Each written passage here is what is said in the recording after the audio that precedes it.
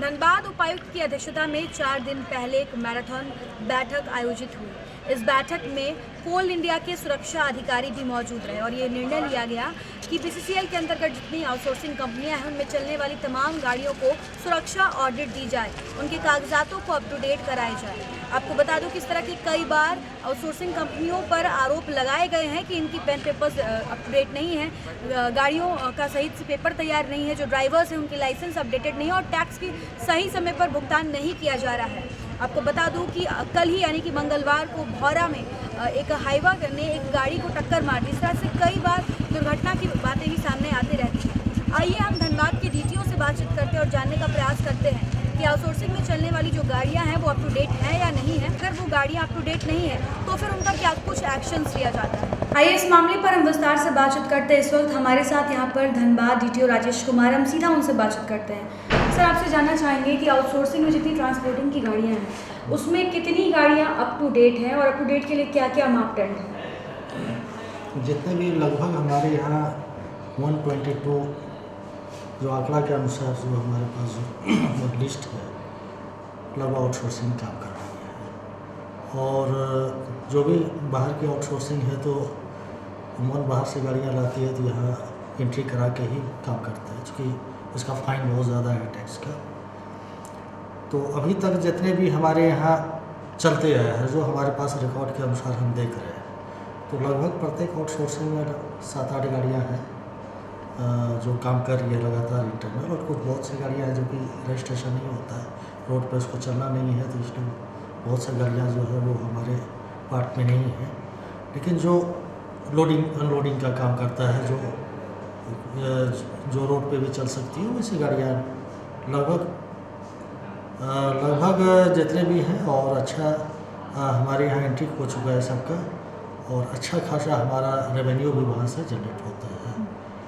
कहे तो एक ऑफिस का बहुत बड़ा पार्ट है जो हमारा आउटसोर्सिंग की जितनी भी गाड़ियाँ हैं जो रेवेन्यू जनरेट होता है। सर, क्या क्या मापदंड है अप टू डेट होने में, किन किन चीज़ों को ध्यान रखा जाता है? बेसिकली टैक्स है, फिटनेस है, इंश्योरेंस है। चूँकि जो कोल बेल्ट में गाड़ियाँ जनरली चलती है तो हम लोग मैक्सिमम देखते हैं जो आउटसोर्सिंग फिटनेस, इंश्योरेंस ये सब अपडेट रहता है, क्योंकि उसके बगैर जो है किसी तरह का एक्सीडेंटल होगा तो फिर उसको इंश्योरेंस उसको कवर नहीं होता है। तो ये सब चीज़ें वो विशेष ध्यान रखता है, ये सब चीज़ें कमी नहीं होती है उसकी। और जनरली टैक्स जो बाहर की गाड़ियाँ हैं यहाँ पर एंट्री करा के अगर टैक्स वगैरह उसका फेल रहता है तो इमीडिएट वो टैक्स अपडेट कर रहता है। अभी हमारे पास आउटसोर्सिंग के उसके ऑनर आए हुए थे, चूँकि टैक्स लगातार वो उनका जमा हो रहा है, लेकिन हमारे यहाँ अपडेट नहीं दिखा रहा है। तो हम उसको लेके पिछले 1 महीने से बेचारे लगातार हमारे पास ये कंप्लेन कर रहे थे, तो उसको हम लोग विभाग को ठीक करने के लिए दिए हैं कि आखिर कहाँ पर चूक हो रही है। जो टैक्स लगातार एडवांस में जमा हो रहा है लेकिन वो अपडेट नहीं हो पा रहा है और वो फ़ाइन ले रहा है। जैसे हम लोग उसको अपडेट करते हैं तो उसको फ़ाइन दिखाता है। तो इस टाइप का चीज़ें हैं। जनरली जो आउटसोर्सिंग में गाड़ियाँ चलती है वो लगभग अपना पेपर को दुरुस्त करते हैं, और जो इस टाइप का नहीं है तो उसके ऊपर का फाइन भी करते हैं। किस तरह का? पिछले दफ़ा जो हम लोगों ने टैक्स का फाइन किया था, लगभग मुगमा साइड हम लोगों ने लगभग 30-35 लाख का फ़ाइन किया है। तो इस टाइप का भी फ़ाइन होता है और जमा भी होता है। बीच बीच में लगभग 10-12 लाख का फ़ाइन था उसमें, और जमा भी हो रहा है, उसमें काम हो रहा है।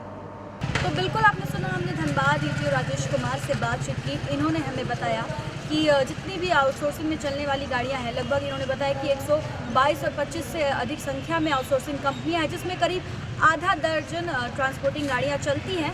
वो लगभग सभी अप टू डेट है और समय समय पर अपने टैक्स का भुगतान करती है। जो ड्राइवर्स हैं उनके लाइसेंस भी अप टू डेटेड हैं। यहाँ तक कि इन्होंने ये भी बताया कि बाहर से जो गाड़ियाँ आती हैं उनसे भी सही समय पर टैक्स का भुगतान कर देते हैं। यानी कुल मिलाकर इन्होंने बताया कि अगर इसके साथ ही साथ इन्होंने ये भी बताया है कि कुछ दिनों पहले ही एक आउटसोर्सिंग कंपनी जिन्होंने सही समय पर अपने टैक्स का भुगतान नहीं किया गया था, और जिसके बाद इन लोगों की ओर से उन लोगों पर एक अच्छा खासा जुर्माना वसूला गया था। करीब 35 लाख का जुर्माना वसूला गया था। इन्होंने बताया कि तमाम सुविधा यहाँ पर बहुत ही सुचारू रूप से होती है, और जो भी यहाँ पर आउटसोर्सिंग की ट्रांसपोर्टिंग की जितनी गाड़ियाँ आती हैं उनके जो भी पेन पेपर्स के वर्क रहते हैं वो काफ़ी स्मूथली होता है, क्योंकि इससे यहाँ पर रेवेन्यू जनरेट होता है। यानी कुल मिलाकर इन्होंने यही बताया कि जितनी भी गाड़ियाँ हैं वो अपडेटेड है, और अगर इस दौरान कोई भी इस तरह के मामले सामने आते जो कि अप टू डेटेड नहीं है तो उनसे सही तरीके से एक्शन लिया जाता है और जुर्माना वसूला जाता है। इस तरह के तमाम अपडेट्स हम आप तक पहुँचाते रहेंगे अपने सहयोगी संतोष के साथ। Shambhavi Singh, the news post, Dhanbad.